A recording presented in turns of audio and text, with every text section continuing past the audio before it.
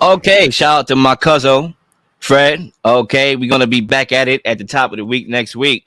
But it's time to focus on this show right now and move on to the next topic that we have here. And before we get there, we actually gonna hear from Michael Parsons himself. Or the team? I think it's a little bit of both, man. I think It's system and team. I think it's a little bit of both, man, because they got a great offensive line, which helps Hurts. Hurts has A.J. Brown and Devonta Smith. They got a good running game. I mean, Miles Sanders. They scheme that they have. O line. I mean, bro, like. Hey, this Eagles Cowboys coming up, ain't it? Yeah, it's coming up. I'm not trying to make no enemies. I just love the game so much, and I understand it so much that I can't. I when things are off, I just can't hold it in. I almost gotta say something. Yeah, you're right. They got a great team, great defense. But everyone has their own opinions. But they got Jalen Hurts is. He's good. He's good. They got him for the MVP race with Patrick Mahomes. Okay, you heard it from Michael Parsons himself. So the question is as follows: do we have a problem with Michael Parsons' critiques of Jalen Hurts' MVP hype? And I would love to do an audience and start us off right here because number one, I'm gonna say this: I like the fact that Michael Parsons is outspoken. You know, we was talking about the Brittany Griner situation, and he came at Joe Biden, and he left an unpopular opinion on the subject matter that's unpopular to most media people, right? And I like the fact that we have this player, defensive player, probably the best player under the age of 25, old National Football League, having the voice and not being scared to go against the grain. I actually think it's good for his brand.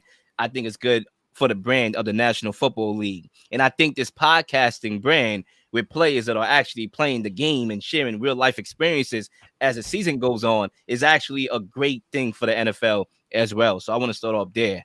Now, I know what a lot of people are going to say. You know, what is he supposed to say? Right? They're rivals. You know, he's just throwing him under the bus. He doesn't want to give him his proper respect, that being Jalen Hurts. But I would say this. He actually credited the team, the football team. He said they have a good football team. So if that was his ultimate goal, was to throw Jalen Hurts under the bus kind of take back credit, he actually gave credit. So that would be a dumb move for him to do if that was his intention, which I don't think it was. Now, I agree with him, to be honest with you. You know, I think the National Football League is the most team-reliant sport there is in America, and I always said it. Now, I don't have to dive into my criteria for MVP, just one of the flashbacks there. I made it very clear how I judge most valuable player. I think chances are, if you have the best record, your team is good. You have a top-level receiver, A.J. Brown. You have a top-level defense, Philadelphia Eagles. And it's nothing to take away from Jalen Hurts. This is not Jalen Hurts disrespect. This is us using what we value to be the value. And I think that's where I would have personally on mine, Mahomes and Joe Burrow ahead of Jalen Hurts on my list, with Justin Jefferson and Tyreek Hill to close us out after Jalen Hurts. So I have Mahomes, Burrow, no order right there, Jalen Hurts, and then Tyreek Hill, Justin Jefferson. And the reason why, and I know it may sound very weird, and Chase, excuse me, but I am now seeing the value in Mahomes more so than ever before. And a lot of people know, they think I don't like Mahomes.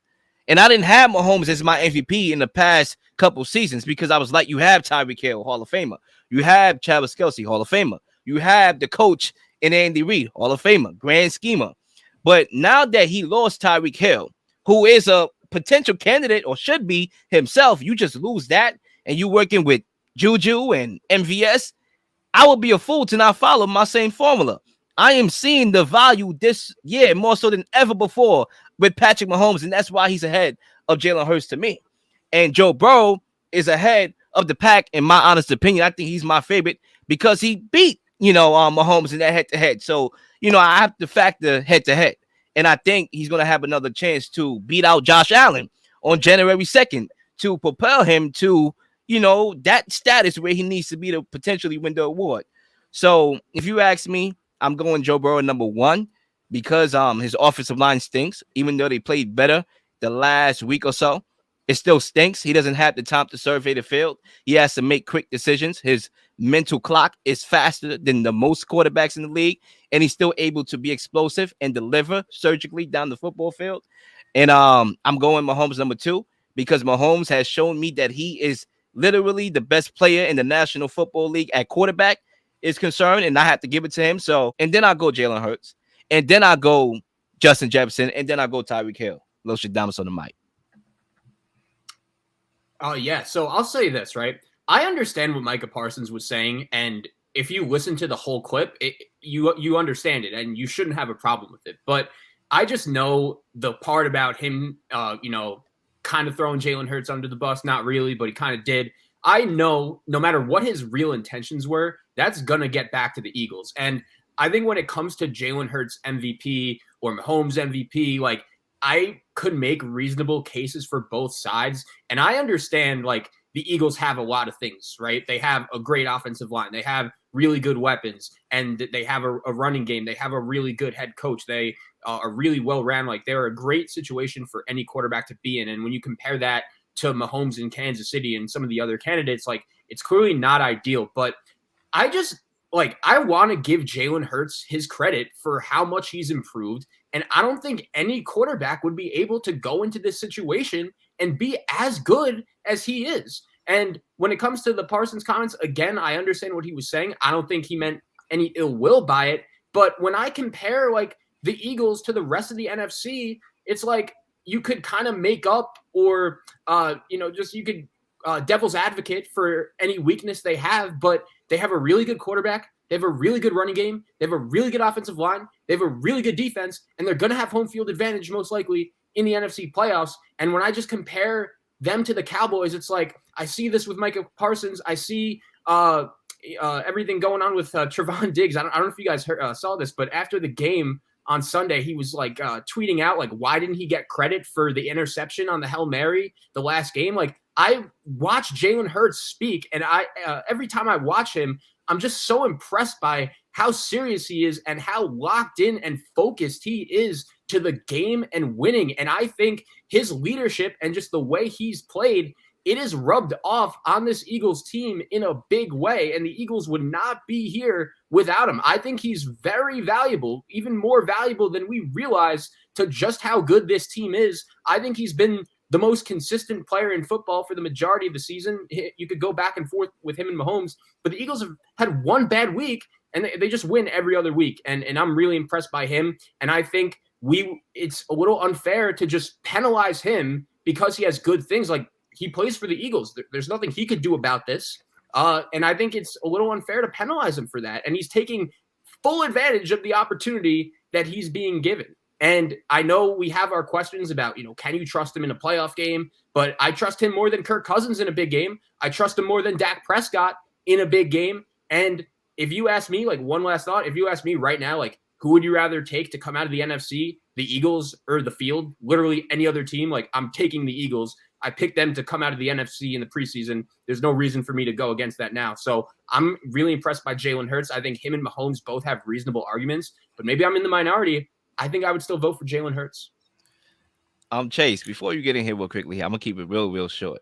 I just want to respond to the word penalize, right? Because I think when you talk about not penalizing Jalen Hurts, right, because he's in a great situation, I think that kind of, mirrors penalizing somebody else for, having adversity. For example, the Bengals had adversity. Chase was out. I'm talking about this Chase. I'm talking about the, Jamar Chase, right? He was out. He had to juggle that, and Mixon was out. They still look good. The Chiefs lost Tyreek Hill, one of the most explosive players, gave the Dolphins a new toy, a valuable toy.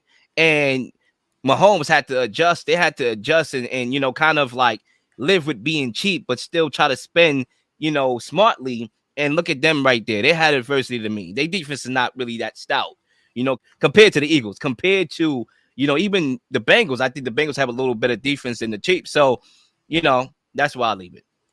One last thing I'll say, I want to see the Bengals win the AFC North before I really put Burrow firmly in this conversation, because if they're second in their division, it's hard for me to put him over guys like Hurts and Mahomes that have won theirs.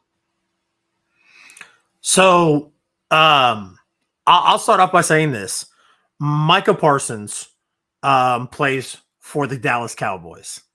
The Dallas Cowboys and the Philadelphia Eagles is, it's nasty. I mean, it's gruesome. It's Chiefs and Raiders. They hate each other. They can't stand each other. I've never seen a fan base with so much hatred before, other than the Chiefs and the Raiders in my entire life. They cannot stand each other. So for Micah Parsons to come out and play the social media thing a little bit, like, hey, I'll sprinkle a little bit of this on there, let it get out there, get inside Jalen Hurts' head, put a chip on Jalen Hurts' shoulder. It's gonna make those games even better. Here's my thing. I look at the MVP of what do you do for this team? If we took you off this team, what happens? Okay. Prime example. The year the Colts went 1-16 or however much it was, they only won one game. The year that Peyton Manning had to have that neck surgery. And the next year they let Peyton walk, and then they drafted Andrew Luck. In my mind, Peyton Manning should have won the MVP that year because he proved to us without stepping on the field that he was the most valuable player in the NFL. That's how I look at it. Now, I know that'll never happen. But with that being said, of course, I am biased, real. I mean, Lil, when prior to Tyreek Hill leaving, I still thought Patrick Mahomes was the MVP because with Alex Smith, the Chiefs got there. They won a playoff game, but they never could just get there. And then you bring this kid in, and he takes you to a handprint away from an AFC or from a Super Bowl, and it's like arguably the MVP right there. Arguably, I mean, my top pick. Then the next year to go to a Super Bowl. Then the next year to go to the NFC, 4 straight AFC championships. I think it's ignorant to not have Patrick Mahomes in that conversation. I don't care who he's throwing to. So when people will try and argue about like Jalen Hurts and stuff, like here's my thing. It's like the TikTok trend. Like show me you don't watch football, or tell me you don't watch football without telling me you don't watch football. And when people throw wild things out there, like Jalen Hurts is not MVP caliber, Jalen Hurts right now is sitting at 264 completions out of 388 attempts, and we're looking at 32 total touchdowns, 22 passing touchdowns. That means with his legs, he scored 10 touchdowns. Like Jalen Hurts is winning games on his feet and with his arms. So, but I will agree with you, Real. I still have him third on my list as far as MVP goes. But to act like he's not in the conversation or he's definitely in the conversation for sure. Yeah, to diminish his hype is just, it's crazy. And like I said, I know what Micah Parsons is doing there. Like I said, these two franchises don't like each other. They hate each other. They're gonna go on the field the next time they play, and they're gonna punch each other in the mouth. That's what they do, and that's what they've done since tales as old as time. But I love Jalen Hurts' MVP hype, but I'm right there with you, Real. You got two. Who's the two that you got over him? Mahomes and who? Burrow. Okay. Yeah. Let me tell you why. Burrow has been a winner his entire life. How do you not consider him? How do you not look at him and be like, yeah, that's our most valuable player? The kid that walks on the field and says, you know what? I lost. He lost one of his high school championships, and he told the reporters afterwards, he goes, I don't ever want to feel that again. When his entire college career winning, won a national championships, get drafted to the NFL, sacked more times than any other quarterback, and makes it to the Super Bowl last year. How can you not love that kid's grit? And how can you not look at him and be like, that's the most valuable player on the field right there? Because I know when the chips are down, I know when the stuff is, when the deck is stacked, I know he's going to continue playing. Regardless of his talent level, regardless of whatever, he's going to be what gets us to the next level. And that's my idea of an MVP. So absolutely. I think he has that Brady mindset. You know, I'm a Brady fan. So if I crown anybody in the same vicinity of Brady, I value that person and what he brings. And I value Joe Burrow. I think he has that ability to listen. All right, there's a tornado, but I got this. Okay, I'm going to lead us home. We're going to be safe despite everything that's going on around us, despite us being down on the scoreboard against the Chiefs in the playoffs, AFC Championship game. Follow me. I'll lead us to the promised land. And he did so. So I agree.